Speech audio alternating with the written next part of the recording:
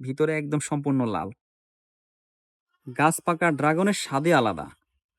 মানে আপনার বাড়ির ছাদে যদি আপনি ড্রাগন ফল উৎপাদন করেন, তাহলে সেটা খেতে এতটা মিষ্টি লাগবে, যদি আপনি কখনো খেয়ে না থাকেন তাহলে আসলে আপনাকে বোঝানো সম্ভব না। একটা ছাদে যদি 50টা ড্রাম থাকে, তাহলে কত কেজি ড্রাগন উৎপাদন সম্ভব? এদেশের শহরে, বন্দরে, গ্রামে এত পরিমাণ ভবন আছে, এবং ওই ভবনের প্রত্যেকটা, প্রায় প্রত্যেকটা বিল্ডিং এ কোনো কিছুই হয় না, কিছুই নাই, পড়ে থাকে। বিল্ডিং এর যারা উপরে থাকে, অ্যাপার্টমেন্টের 5 তলা 10 তলা, একেবারে যারা টপ ফ্লোরে থাকে, তারা প্রচুর গরম সহ্য করতে হয়। গরমকালে এত বেশি গরম লাগে, অনেকে ঠিক মতো থাকতেই পারে না, গরমে অসহ্য হয়ে যায়। সেজন্যে যদি ড্রাগন গাছ লাগান, তাহলে দুইটা উপকার হবে। একটা হচ্ছে, যাদের টাকা আছে তারা সম্পূর্ণ কেমিক্যাল মুক্ত ফলটা পাচ্ছেন। আর যাদের টাকা ইনকাম করার ইচ্ছা রয়েছে, তারা এই ধরনের ড্রাগন বিক্রি করে 50-1 লাখ টাকা পর্যন্ত ইনকাম করা সম্ভব। আমি গত বছর অল্প কিছু ফল পেয়েছি। এরপরে এগুলোর কোনো পরিচর্যা করি নাই, একটু পানিও দেই নাই, কোনো সার না, কিছুই না, অযত্ন অবহেলায় পড়ে আছে। এখন সিজনে এই যে ফল ধরতেছে, এটা ফল পাকা ফল। এই যে কাঁচা আছে, গাছে আরো অনেক ফল আছে। এই যে এটা দেখেন, এই যে এটা হচ্ছে ফুল বেরোচ্ছে। এই যে এটা একেবারে ছোট, এটা সবে ফুল ফুটতেছে। মানে ফুলগুলো আস্তে আস্তে বড় হবে, ফল হবে। এখানে ফল ধরা শেষ হয়ে যায় নাই, 3-4 মাস এই ফলগুলো ধরতেই থাকে। মানে আপনি আস্তে আস্তে খেতে পারবেন, আবার ক্রমান্বয়ে ধরতেই থাকবে। কোনো পরিচর্যার কিছুই নাই। আপনি যদি শুষ্ক মৌসুমে, একেবারে খরা অনাবৃষ্টিতে কোনো একটু পানিও না দেন, তাহলেও গাছ মরবে না, কারণ এগুলো মরুভূমির ক্যাকটাস জাতীয় গাছ।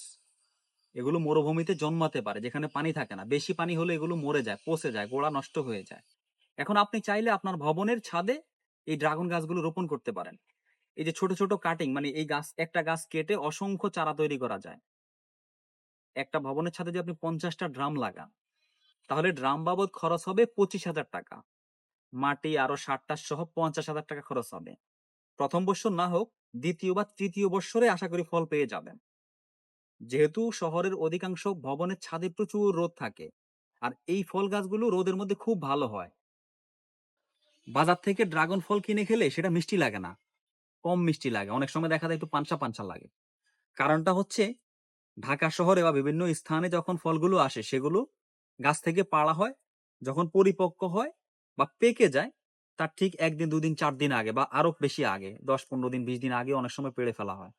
তখন হয় কি, এগুলো মিষ্টি কম হয়। কিন্তু আপনার ছাদে যখন আপনি ড্রাগন ফল উৎপাদন করবেন, গাছ রোপণ করবেন, তখন আপনি সম্পূর্ণ পরিপক্ক ড্রাগন ফল খেতে পারবেন। এটা একটা ভ্রান্ত ধারণা রয়েছে যে ড্রাগন ফল টক্সিন দিলে অনেক বড় হয়, আর টক্সিন না দিলে ছোট হয়। দেখেন, এই যে এটা একটু ছোট, এটা ছোট, আর আমার হাতে যেটা আছে এটা হচ্ছে বড়, আরো বড় হয়।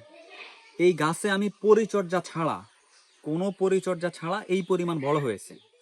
তাহলে যারা সার দিচ্ছে, পানি দিচ্ছে, গোবর দিচ্ছে, প্রতিনিয়ত গাছগুলোর পরিচর্যা করে, তাহলে তাদের ফল অবশ্যই বড় হয় এবং হবে, টক্সিন ছাড়াই বড় হবে। বাসার ছাদে ড্রাগন চাষ করুন। আপনার ভবনের যে ছাদটা, সেটাকে ঠান্ডা রাখুন। টপ ফ্লোর যে রয়েছে, সেটাকে ভালো রাখুন।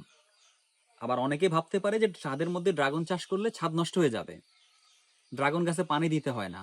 আমরা তো ইটের মধ্যে করেছি। আপনি যখন ইটের উপর না করে কিছু অ্যাঙ্গেলের উপর 1 ফুট 2 ফুট উঁচা করে দিতে পারেন, সেক্ষেত্রে আপনার ছাদ সম্পূর্ণ ঝকঝকে থাকবে, কোনো স্যাঁতস্যাঁতে হবে না, কিছুই হবে না, ছাদও নষ্ট হবে না, এবং ছায়া থাকবে। এখন সিদ্ধান্ত আপনার, ছাদের মধ্যে ড্রাগন চাষ করে টাকা ইনকাম করবেন, নাকি ফ্রেশ ফল খাবেন, নাকি আপনার রুমের তাপমাত্রা নিয়ন্ত্রণে রাখবেন।